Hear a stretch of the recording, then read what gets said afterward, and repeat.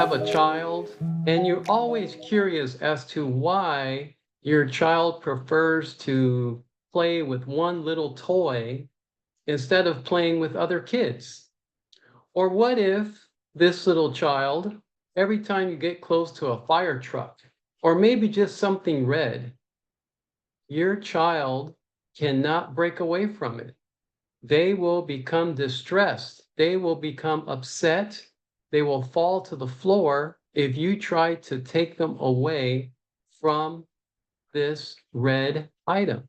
What if your child will only eat one specific food, a specific rice with a specific flavor and nothing else? And if you try to feed them other things, they become upset. If you try to add any vegetables, if you try to add any spices to the food, they'll even spit it out or vomit. What if, whenever something happens, they drop their candy, and even if you tell them, we'll get another candy, we'll get another ice cream, let's get in line again, they stay and think about that ice cream and they continue checking it over and over and over again. And they even talk about it and revisit it day after day. So these are some things that might be worrying you as a parent. So what are my goals today?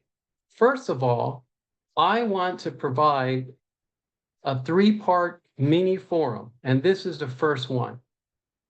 My goal is also to maximize your child's lifelong success. And this only can happen by making key decisions and having important information at this point. And I also want to provide understanding of the assessment, the diagnosis, and the therapy that's appropriate for children. What are the goals for you as a parent or a grandparent or a teacher? Well, your goals that I hope I can help with is to acknowledge your worry and to convert your worry into motivation.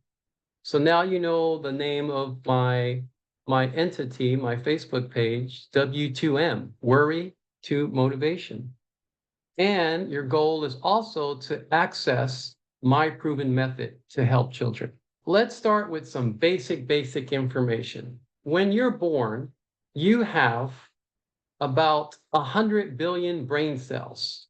Have you ever noticed how a baby's head is the biggest part of the body? There are 80 billion neurons in that little head. They continue to grow. So at 5, 10, 20 years old, they have the same number of brain cells. So why can't a baby talk? Why can't they count?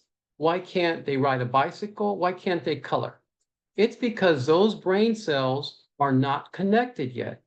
Those brain cells have to develop tiny roots that grow and grow and grow until they connect and touch. And these little roots, they have names, axons, dendrites, but I just call them roots when I'm talking to parents. Every single experience a baby has triggers that root to grow.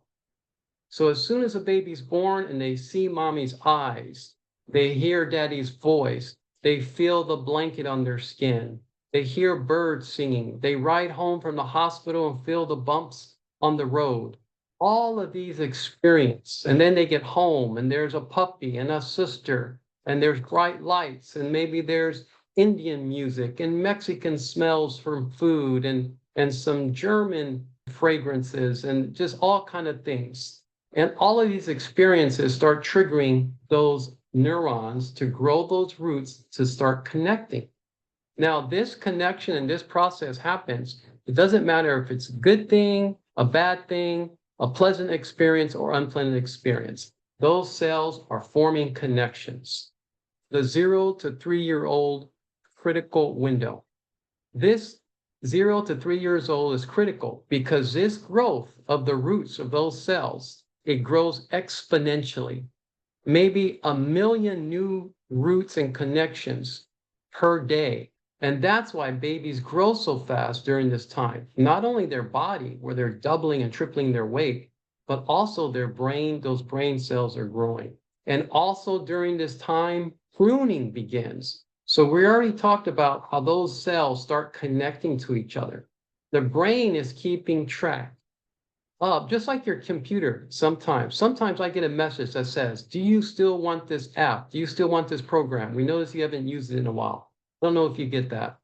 But the brain is keeping track of all the experiences in those first 3 years. It's keeping track of how those roots are forming, at what rate. It's also keeping track as to which experiences are being used most often, which experiences are repeating day after day.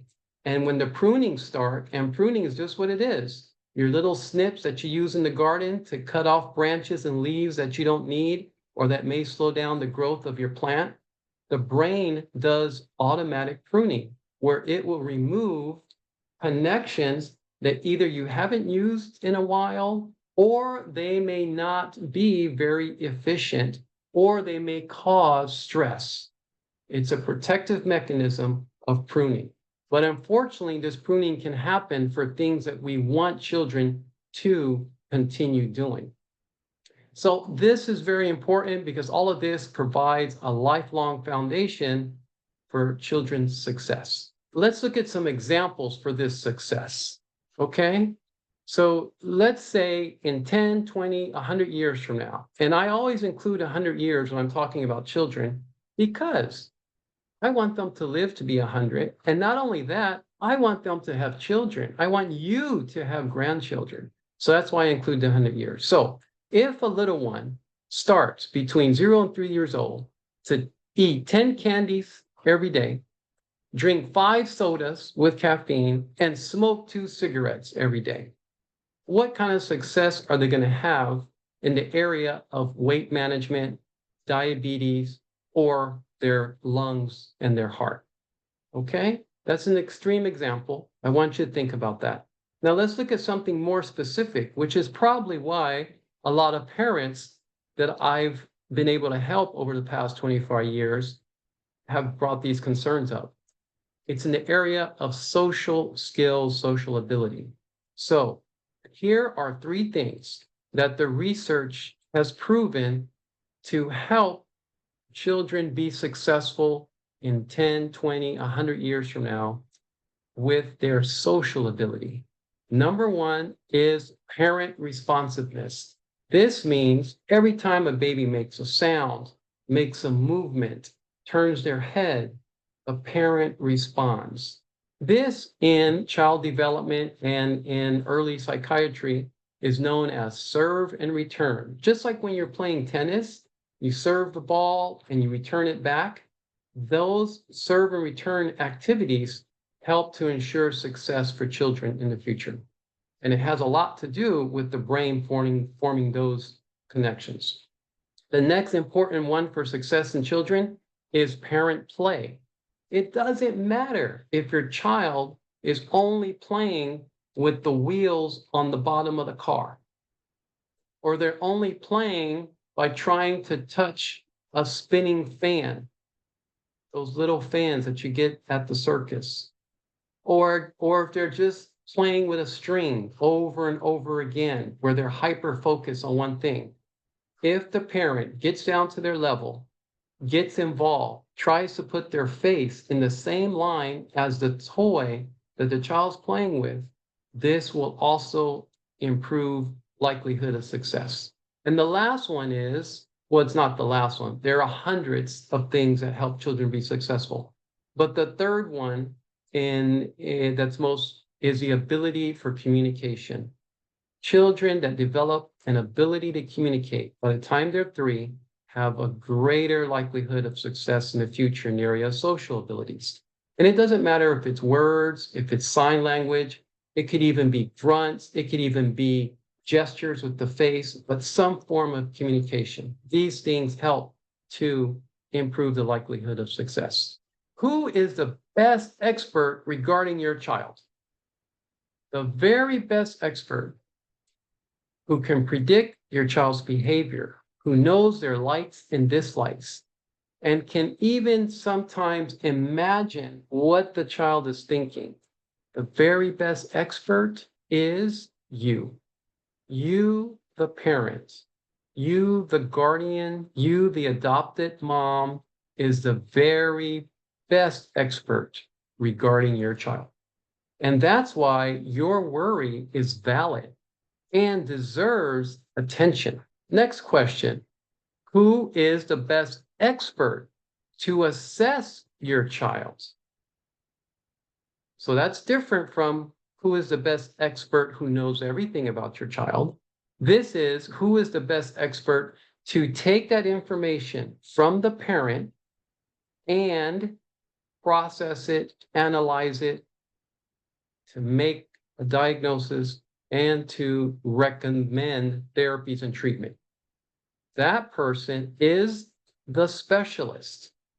Doctors can be included in this, but there are other specialists other than doctors who can help with children's behavior during this age period. So the specialist, the best expert, is the specialist with the best experience. So think of it this way.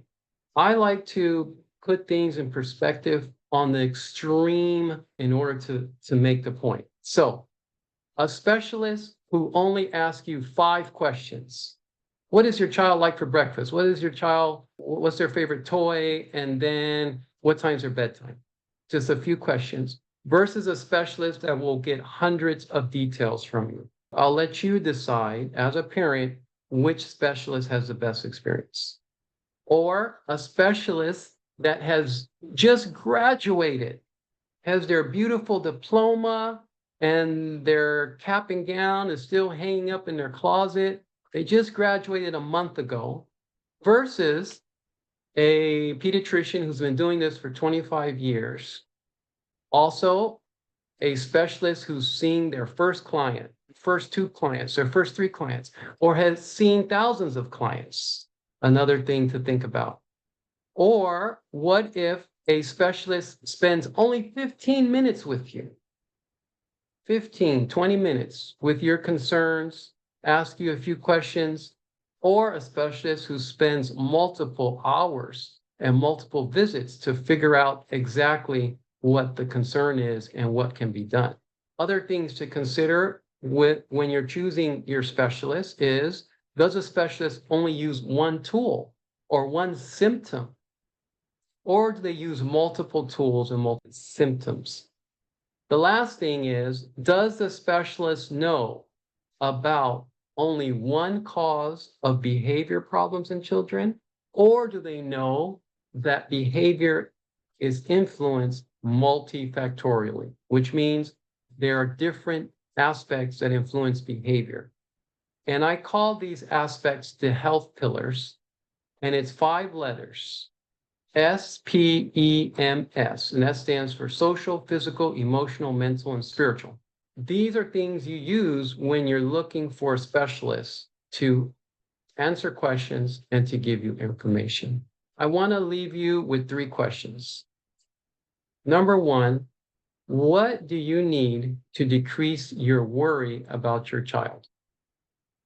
0 to 3 years old, and you have been concerned since they were 1, 2.5. Number 2, what could your current health provider, your current specialist, your current doctor, what could that person do a little better in order to help you decrease your worry? And then number 3, would an online course that helps to guide you through the assessment, the diagnosis, and the treatment of your child during the critical window of 0 to 3 years old, would this be something that would be helpful or that you would like to see? This is Facebook, W2M Parent. This is my work cell number, and this is my email.